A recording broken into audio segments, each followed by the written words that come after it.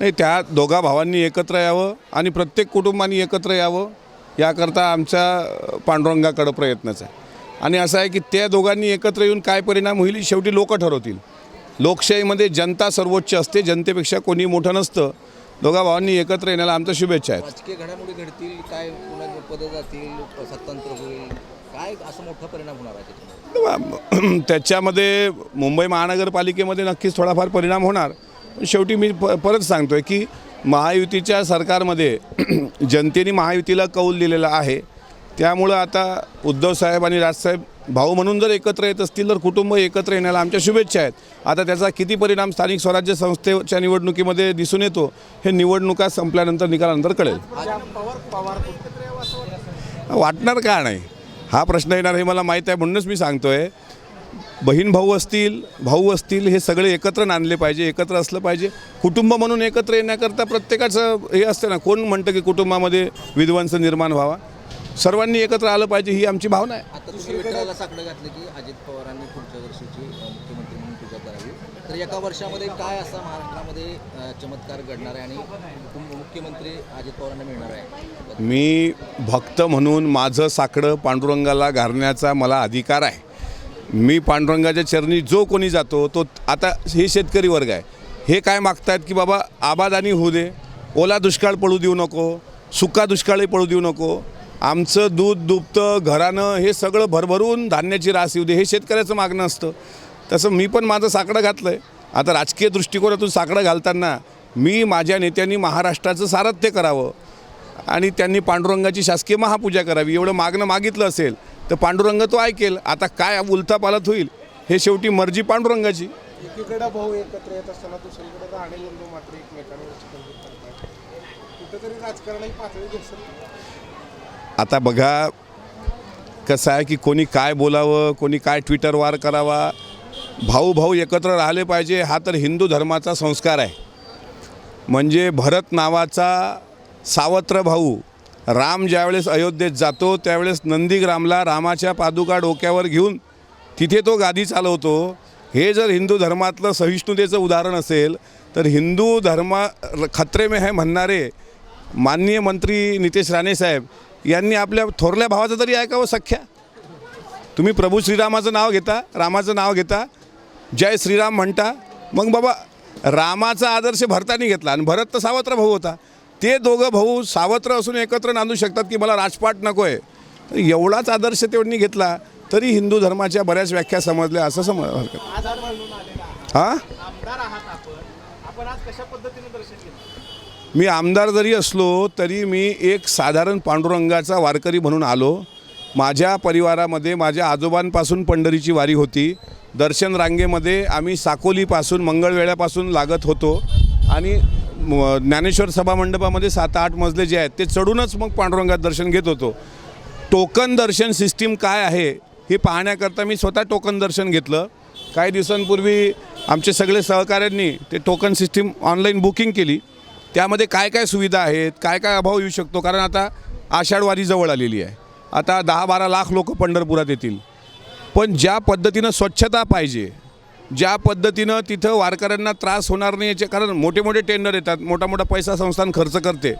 वर बघितलं तर अजून जाळं तसंच लागलेलं आहे, वायरी तशाच खुल्ल्या आहेत, म्हणजे कोणाला शॉक लागणार नाही काय नाही याची काळजी जरी घेतल्या गेली. आणि चहा पाण्याची सिस्टीम फक्त एकाच मजल्यावर आहे, तर चहा पाण्याची सिस्टीम हे प्रत्येक वारकऱ्याला कायमस्वरूपी असावी.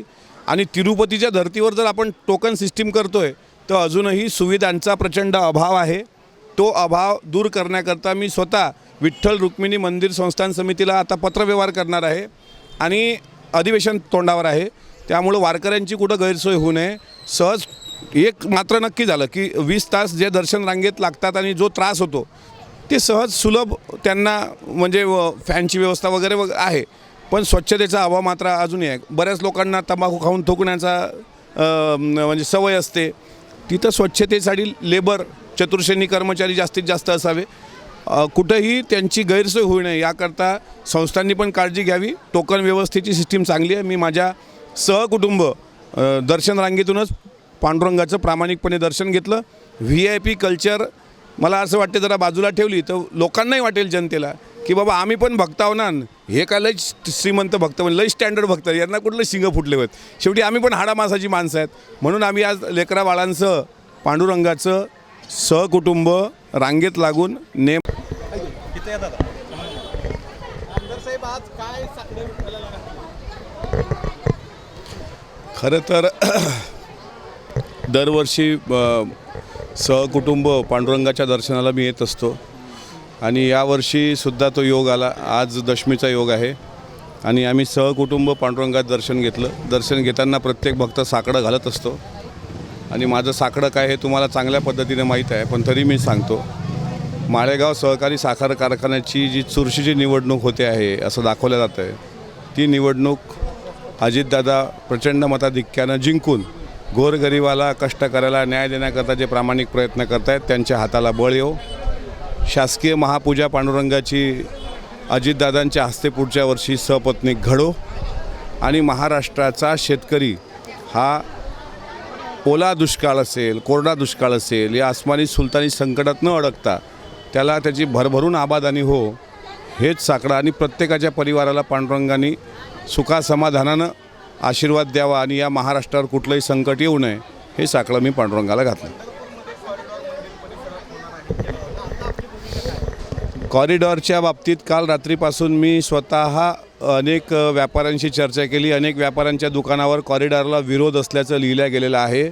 आमचं स्पष्ट म्हणणं आहे, मी विरोध याच्याकरता केला होता की तुम्ही डेव्हलपमेंटच्या नावाखाली पंढरीचा जो जुना परिसर आहे जिथं अनेक भक्तांची भावना जुळलेली आहे, पंढरीचे वर्णन करताना तुकोबांनी ऐका पंढरीचे महिमानं राऊळ तितुके प्रमाण तेथील तृण आणि पाशानं तेही देव जाणावे, जर तिथली दगडं आणि गवत हे सुद्धा देव माना असं प्रमाण संत साहित्यामध्ये असेल तर पंढरपूरचं कॉरिडॉर करताना पंढरपूरचं वैभव नष्ट होऊ नये याची काळजी सरकारने घेतली पाहिजे. याकरता मी पूर्वीसारखा आजही आग्रही आहे.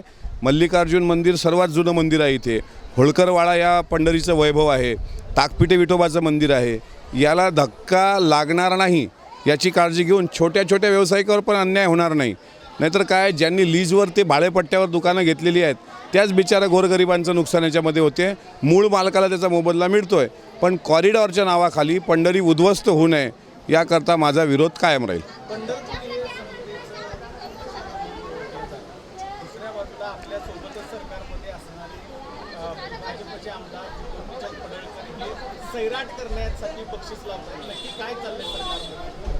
एका बाजूला हिंदू धोक्यात म्हणून हिंदुत्ववादी संघटनांकडून मोर्चा काढला जातो आणि दुसऱ्या बाजूला सरकारमधले आमदारच म्हणतायत की कोण धर्मांतर करण्यासाठी येत असेल, लव जिहाद होत असेल तर थेट सैराट करा, माझ्याकडून 11 लाख रुपये बक्षीस मिळवतात. लोकशाहीमध्ये अशा प्रकारचं वक्तव्य करणं चुकीचं आहे. जो वारकरी संप्रदायाला मानतो, जो पांडुरंगाला मानतो, तो भेदाभेद मानत नाही. आता पांडुरंगाचे पुजारी किंवा रुक्मिणीचे पुजारी 18 पगड जातीचे आहेत आणि तुकोबांनीसुद्धा विष्णुमय जग वैष्णवाचा धर्म आणि भेदाभेद भ्रम अमंगळ हा वारकऱ्याचा धर्म ज्याला समजला तो सैराट होण्याची भाषा करणार नाही. सरकारमधला मंत्री असू दे, सरकारमधला आमदार असू दे, इथं प्रत्येकाला गुण्या गोविंदानं नांदण्याचा अधिकार आहे. जगद्गुरू संत तुकाराम महाराजाच्या पालखीची पहिली आरती अनगडशा बाबाच्या दर्ग्यावर होते. हे हिंदू मुस्लिम एकतेचं प्रतीक असलेली आपली वारी, आपली दिंडी, अनेक जैतुनबीसारख्या अनेक मुस्लिम कीर्तनकार याच पंढरीच्या वाळवंटात त्यांनी कीर्तन करता करता जीव सोडला. एवढी मोठी वारीची परंपरा असताना अशा प्रकारे महाराष्ट्रामध्ये जातीय तेढ निर्माण होईल असं वक्तव्य कोणी करू नये. सैराट करणे, कोणाला ठोकून काढणे, कोणाला मोडून काढणे ही भाषा लोकशाहीला शोभणारी नाही. राज ठाकरे आणि उद्धव ठाकरे